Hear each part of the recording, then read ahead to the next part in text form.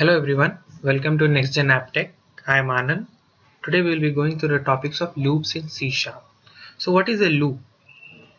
Loop, we say that the literal meaning itself says when we encircle, when we go loop, like when we go round and round, we repeat something. So it's the same, you can say we can relate to the same thing in the programming as well. So loop is something when we want a particular set of statement, we want to execute repeatedly for some condition. Like based on some condition, we want a set of statements to get executed repeatedly. For that, we use loops. So we have mainly four kind of loops in C#: for loop, while loop, do while loop, and for each loop. So what is a for loop? We say that the for loop is a pretest loop.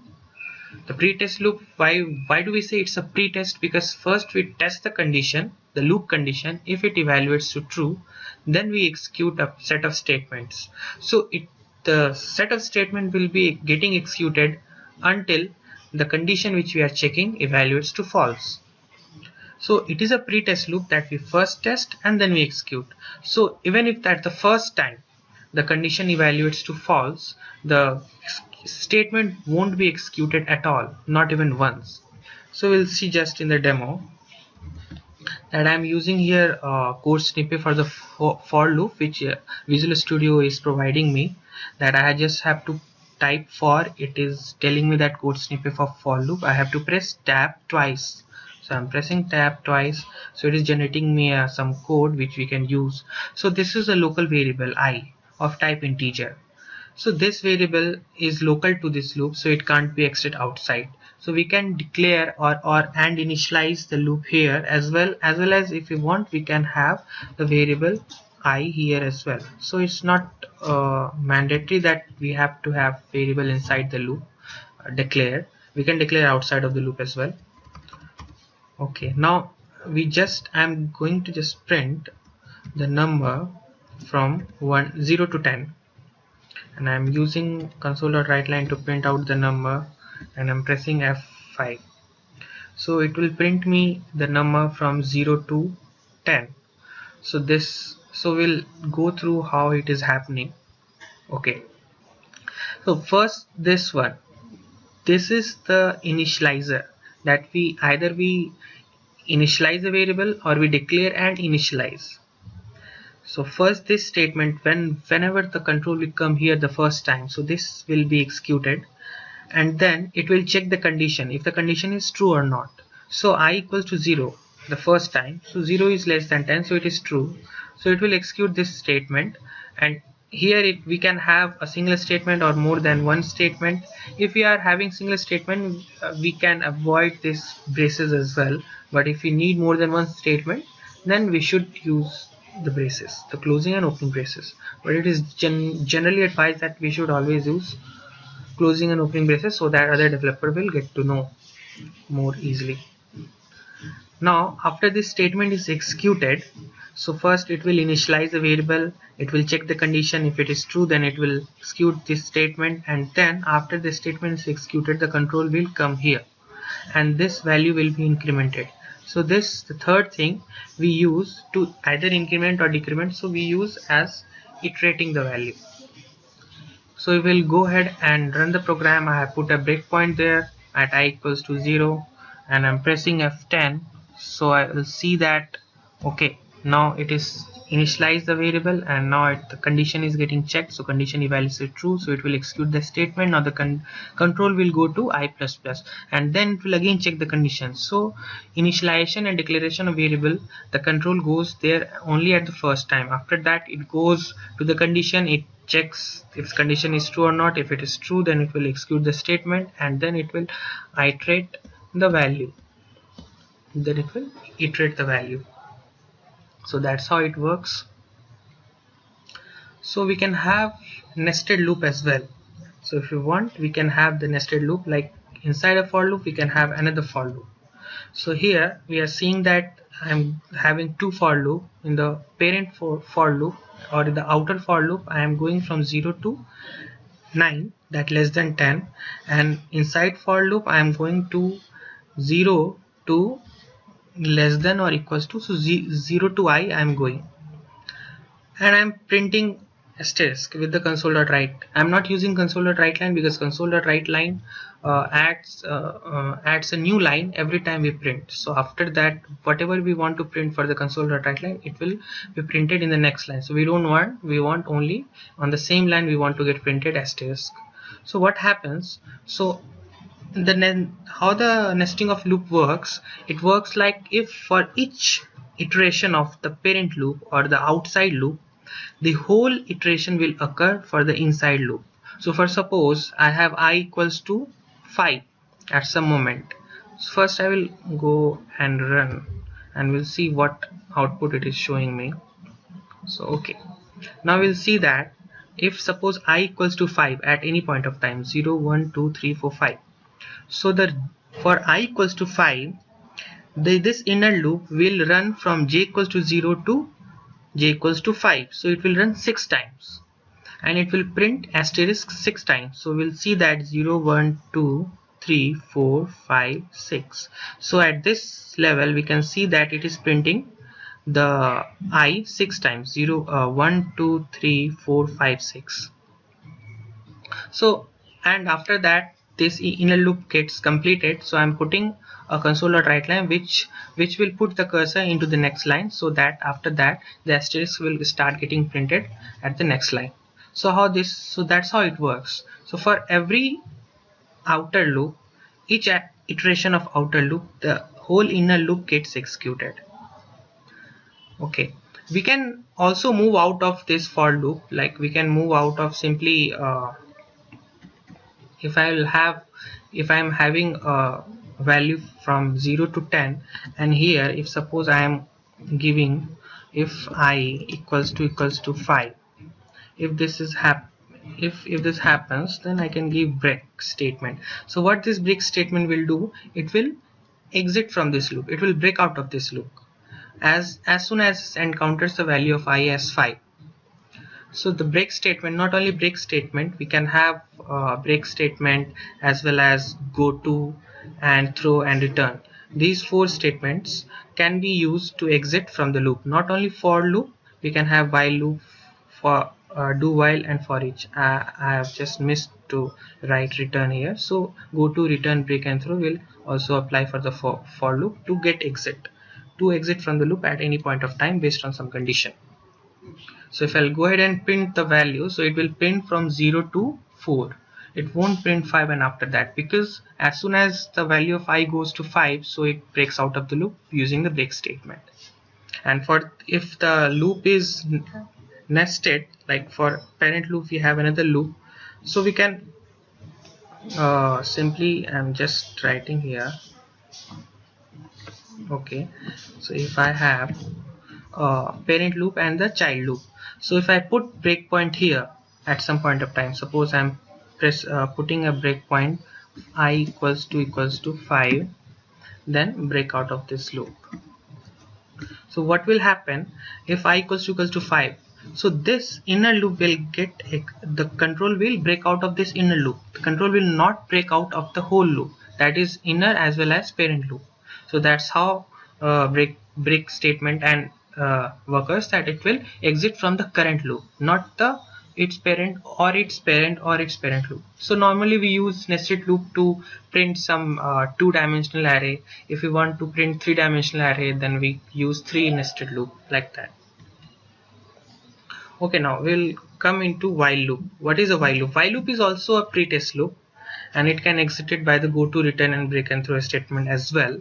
So while loop also checks first the condition. That's why we say it is a pretest. First it tests the condition. If that condition is evaluates to true, then it will execute a set of statement, and then if condition gets false, then it will not execute. Even if at the first time itself that this condition is evaluating to false, so the statement won't be executed at all, not even once. So that's how the for loop works. So I'll go ahead and write the code. I have code written already for that, so I'll just copy and paste it.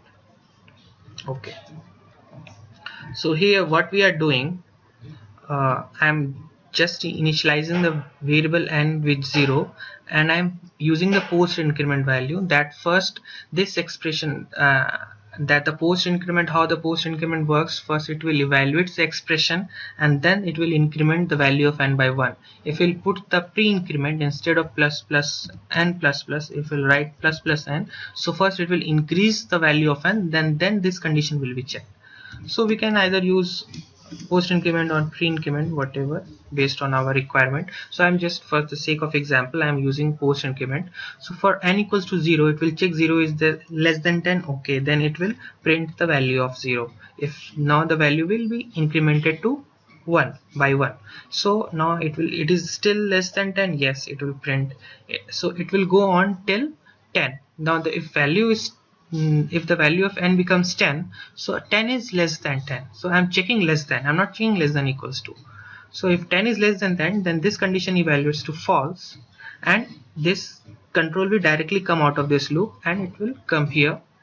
So that's how it works. If we'll go ahead and F5 run this application, then we can see that it is printing the value from 1 to 10. Now what will happen, as you can see, y printed 1 to 10. So what happens, it was the value of n was 0.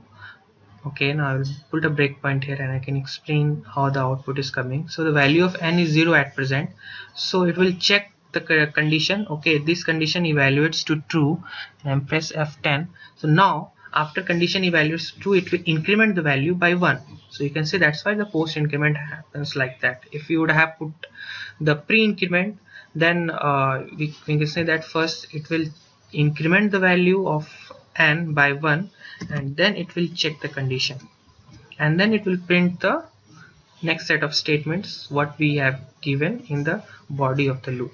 So this is value of n, and once we'll go ahead and press, so we can say that now the value will become 1. And so the value has been incremented first and then it has been checked and then this set of statement will be executed.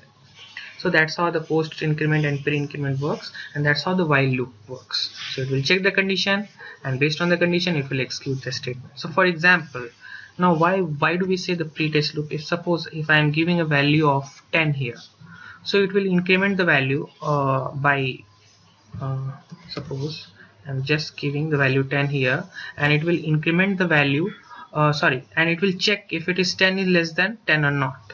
So 10 is not less than 10, so this condition evaluates to false. The control will directly come out of the loop, it won't go even once inside the loop.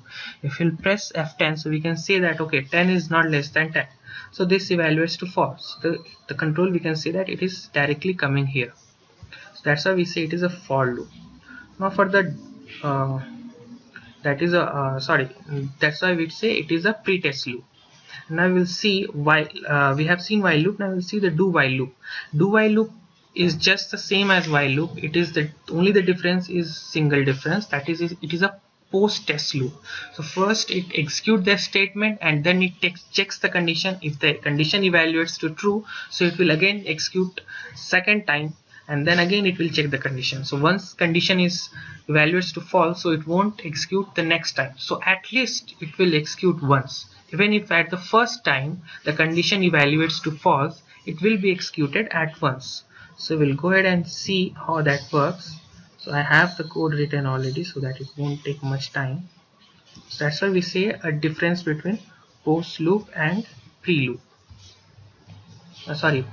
Pre-test and post test. So in this I am again initializing the variable with 0, the value of n. So I am doing what? In the do condition I am saying that print n and then increment the value by 1 and then check the condition if it is less than or equals to 10 or not. So we'll see, we'll go ahead and run the program. So it will print me the value from 0 to 10. Now if I initialize the variable with 11, so what will happen? So I'm putting the breakpoint here. So I have initialized a variable once, so control will print. So it is going to print me, it is going to, I'm just pressing F10, it is going to print me this statement that it is going to print me 11 and then it is checking the condition, and once the condition is met, then it is then it will if the condition is not met, then it will come out of the loop. So we can say like here, Just a second. I'm again putting the breakpoint. So with this, I'm coming here. So we can say that okay, n is equals to 11. Still, it is executing the statement inside the body of the loop, and now the value has been incremented by 1. And now we can say that okay, now it is checking the condition. If this condition evaluates to false, then the control will come directly out of the loop, and this will console.writeLine it will print. So we can say that only one value is printed. So at least once the statement will be executed. Okay, now we'll see the final loop, for each loop. So what is for each loop? For each loop, it is used to iterate through each item of a collection. So what do we mean by a collection? Collection is a collection of some objects. Like in our program, we may need some time not to work upon a single data. We may need to work upon more than one data. A collection of data, collection of objects. So for that we use collection. We will see more about collection in my later video session. So we can use for each loop on the collection objects. So it is just used to iterate through all the items of the loop. That is, it is used to get all the items of the loop and print out. So it is advised that we should not change the item inside the collection, because if we'll try to change that, then it will have some unpredictable side effects that we don't know. It might give you some runtime exceptions such as system dot argument out of system dot index out of range exception and something like that. Okay, now we'll go ahead and see what is how this loops works. So this Visual Studio also gives you an IntelliSense for each as well, so you can use that IntelliSense.